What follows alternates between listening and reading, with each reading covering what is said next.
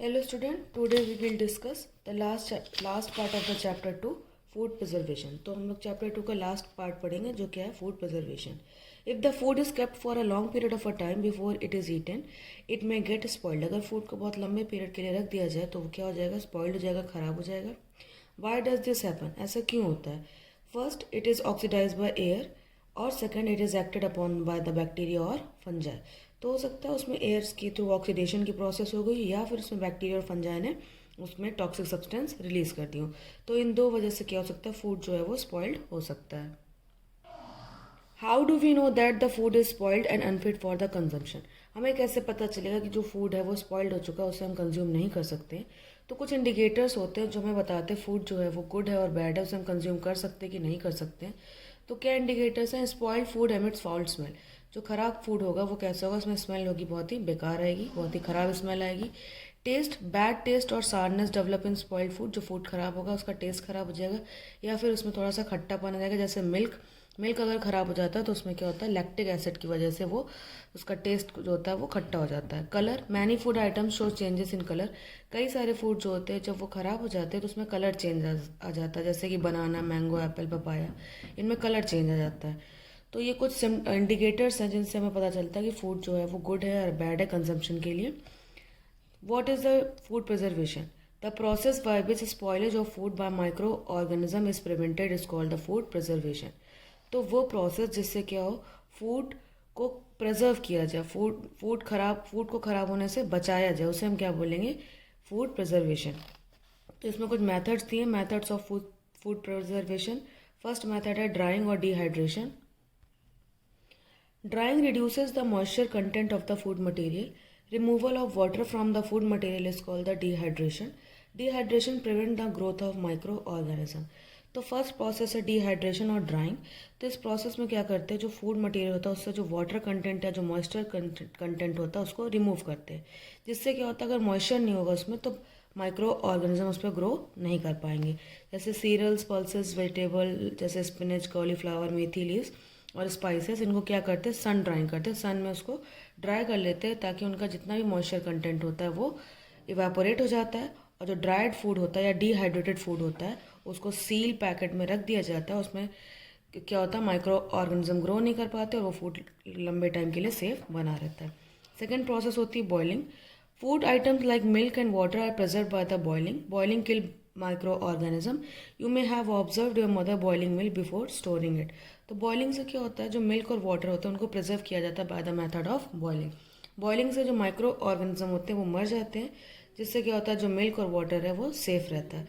फिर refrigeration and freezing. Like boiling, cooling by the refrigeration and freezing also help the preserve food items. तो जैसे boiling होता है वैसे फ्रीजिंग और रेफ्रिजरेशन जो होता है उससे भी क्या हो सकता है, फूड को प्रिजर्व किया जा सकता है. रेफ्रिजरेशन और फ्रीजिंग जो होता है वो माइक्रो ऑर्गेनिज्म उससे किल नहीं होते बल्कि उसमें ग्रो नहीं हो पाते. बॉइलिंग में क्या होता है, जो माइक्रो ऑर्गेनिज्म होते हैं वो ख़त्म हो जाते हैं, लेकिन इससे क्या होता है, फ्रीजिंग से जो माइक्रो ऑर्गेनिज्म होते हैं उसमें ग्रो नहीं कर पाते, उनकी ग्रोथ क्या हो जाती है, स्टॉप हो जाती है.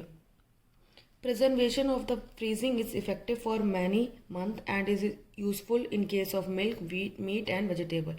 तो फ्रीजिंग से क्या हो सकता है, फूड को कई लंबे टाइम तक हम स्टोर कर सकते हैं. मिल्क, मीट, वेजिटेबल जो होता है वो फ्रीजिंग के प्रोसेस से ही लंबे टाइम के लिए स्टोर किए जाते हैं. फोर्थ है pasteurization. This method is use for preserving milk. तो पास्चराइजेशन मेथड का यूज़ किया जाता है मिल्क को प्रिजर्व करने के लिए. इस मेथड में क्या करते हैं, milk is heated about 70 degree Celsius for about 15 to 30 second. तो मिल्क को पहले 70 डिग्री सेल्सियस पर 15 से 30 सेकेंड के लिए गर्म करते हैं. Then quickly cool down and stored in sterilize bottle और पाउच. उसके बाद तुरंत उसको ठंडा कर लेते हैं और जो बॉटल्स और पाउचेस होते हैं उसमें पैक कर लेते हैं. हीटिंग से क्या होता है कि बैक्टीरिया जो उसमें प्रेजेंट होते हैं वो ख़त्म हो जाते हैं. और क्विक कूलिंग से क्या होता है, अगर कुछ बैक्टीरिया बच भी गए तो उनमें ग्रोथ नहीं हो पाती. तो जो मिल्क प्रोडक्ट होते हैं, चीज़ हो गया, बाकी सब्सटेंस हो गए, बियर, वाइन, जूसेस, उनको भी इसी मेथड के थ्रू प्रिजर्व किया जाता है. पास्चराइजेशन है, सबसे पहले एक साइंटिस्ट थे लुइस पास्चर, उन्होंने इन्वेंट किया था और उनके नाम पर ही इस प्रोसेस का नाम रखा गया पास्चराइजेशन. फिफ्थ है सॉल्टिंग एंड एडिंग शुगर्स. कई सारे फूड आइटम्स को प्रिजर्व किया जाता है सॉल्ट और शुगर के थ्रू. सॉल्ट और शुगर क्या करते हैं, उसमें माइक्रोब्स को ग्रो नहीं करने होने देते.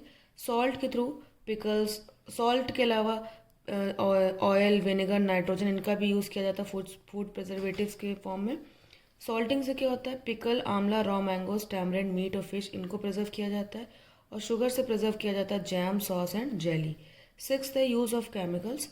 तो सॉल्ट और एडिबल ऑयल, विनेगर, शुगर के अलावा कुछ केमिकल्स भी होते हैं जिनका यूज़ किया जाता है फूड प्रिजर्वेशन में। वो केमिकल है सोडियम बेंजोएट और पोटेशियम मेटाबाई सल्फाइड। इनका यूज़ किया जाता है जैम, स्क्वैश और केचप को प्रिजर्व करने के लिए। सेवेंथ है canning. The food items are enclose in cans which are sealed and heated to 120 degree Celsius to destroy micro organism. तो फूड आइटम्स को कैन में बंद कर लिया जाता है और उनको सील कर दिया जाता है। उसके बाद उसको 120 डिग्री सेल्सियस पर गर्म करते हैं ताकि उस पर क्या माइक्रो ऑर्गेनिज्म सारे खत्म हो जाए। तो एक कैन प्रॉपर क्लोज रहते हैं जिसकी वजह से उसमें कोई भी बैक्टीरिया बन जाए उसमें अटैक नहीं कर पाता। फूड को हम लंबे टाइम तक क्या कर सकते हैं, स्टोर कर सकते हैं। What happens if food is not preserve properly. अगर फूड को सही से प्रिजर्व नहीं किया जाएगा तो क्या होगा। Consumption of any food item which is not preserved properly can lead to the food poisoning.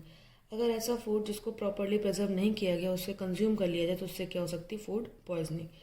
Bacteria and fungi and cause food poisoning. Bacteria और फंजाई, बैक्टीरिया साल्मोनेला और फंजाई एस्परजिलस और पेनिसिलियम, ये क्या कॉज करते हैं, food poisoning. ये food substance जो होते हैं उनमें एक टॉक्सिक सब्सटेंस या फिर टॉक्सिन या पॉइजन रिलीज करते हैं जिससे की वजह से फूड जो होता है वो बिल्कुल ख़राब हो जाता है। अगर ऐसे फूड को कंज्यूम कर लिया जाए तो क्या हो सकता है, फूड पॉइजनिंग।